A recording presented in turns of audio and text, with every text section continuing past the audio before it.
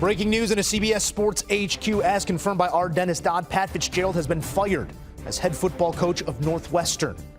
This comes after allegations of hazing and player mistreatment surfaced days ago. Fitzgerald was initially suspended for 2 weeks without pay before more allegations surfaced. The university board then convened and his dismissal was initiated. Joining us now with more reaction at CBS Sports, all football, everything, Danny Kannell. Danny, as we try and make sense of the news that's coming down in real time, your initial reaction to the swift dismissal of Pat Fitzgerald is what? Shock. It's somebody, I've worked with Pat Fitzgerald. I've covered several of his games, sat in meetings with him and talked to him in a one-on-one atmosphere. And not only that, but, have covered him extensively over the last 15 years. And he's somebody who has a stellar reputation among coaching circles, player circles.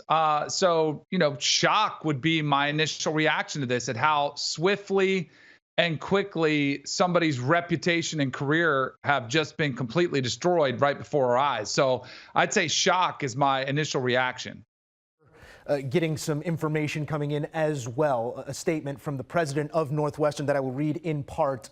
The head coach is ultimately responsible for the culture of this team. The hazing we investigated was widespread and clearly not secret within the program, providing Coach Fitzgerald with the opportunity to learn what was happening. We know, Danny, that head coaches are responsible for everything that happens in that buildings and all buildings connected to these programs.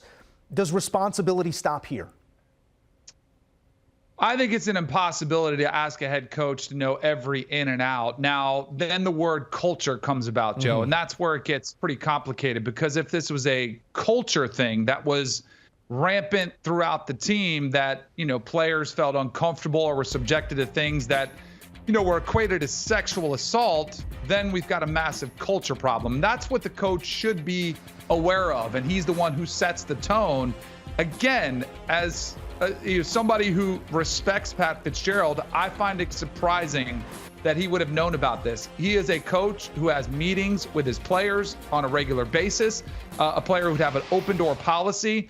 There's just something that feels off about this, that somebody who has been reported by ESPN, Adam Rittenberg, said that this whistleblower was also reported to have a plan to take down Pat Fitzgerald, that all of a sudden, we haven't heard one peep of any issue at Northwestern in 17 years of coaching, and all of a sudden, in 48 hours, 72 hours, he's done. And there's been many players who have backed him and backed the culture, but unfortunately, it's a very unforgiving circumstance. I think also there's a lot of money at play here, and you can't deny the fact that his record the last 2 years probably impacted this decision as well. If they were back-to-back Big Ten champions, I think this probably would have been swept aside, but it is a convenient opportunity for Northwestern to part ways with him. But I do think you will see sooner rather than later Pat Fitzgerald fight back in the form of a lawsuit or something, where he'll try to fight for his reputation and whatever money was owed for him. That point you made moments ago is where I want to go next here. Performance in recent years has waned from the place that we saw Pat Fitzgerald build this program to. Do you think that performance on field was in any way indicative of a head coach that had lost touch with his program?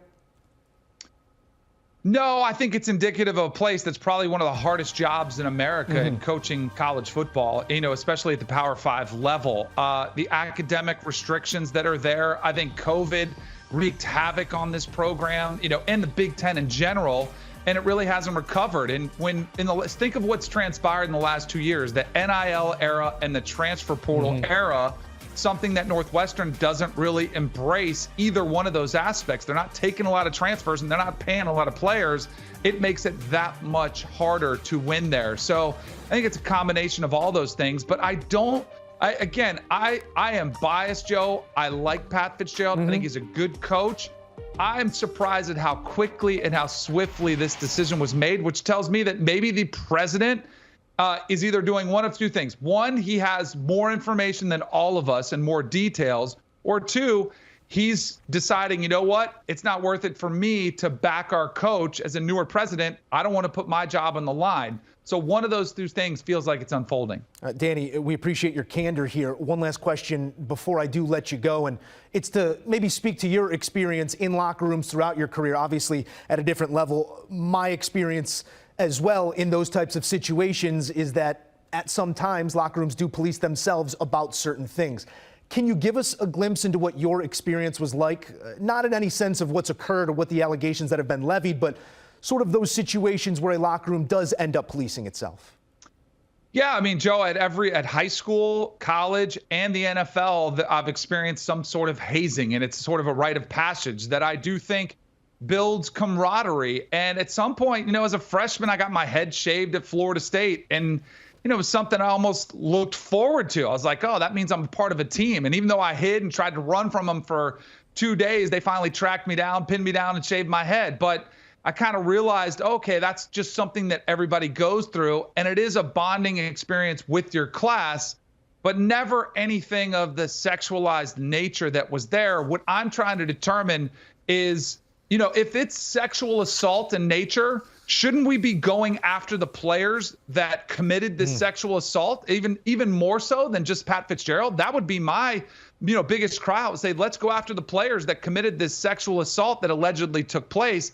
Nothing ever in that experience, paying for bills, all those things that are good-natured, but never, ever, if a player had a serious problem with it. Like, let's say he had hair that was something that was part of somebody's, religious beliefs, or it was really a part of something that they had, dedicated a lot of time to. If they had a serious problem with it, somebody would have stepped in and said, no, that's too far. He doesn't want to lose his hair. Like, we wouldn't have done it.